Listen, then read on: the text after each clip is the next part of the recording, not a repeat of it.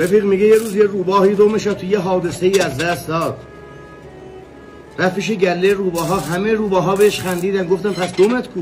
گفت اتفاقا از روزی که دم ندارم خیلی راحتم، انگاری پرواز میکنم، آزاد شدم.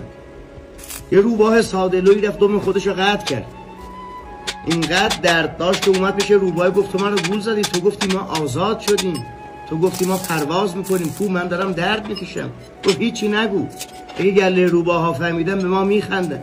میگه داستان به جایی کشیده شد دم بریده ها اینقدر زیاد شدن که به روباهی که دم داشت میخندیدن. این حکایت امروز خیلی آشناس. دم بریده ها زیاد شدن. و آدمی که صاف زندگی میکنه میگه مول، و آدمی که داره نون حلال میاره بهش میگن بدبخت. به کسی که خیانت نمیکنه داره صاف زندگی میکنه میگن عقب مونده. دم بریده ها زیاد شدن. درد اینجاست.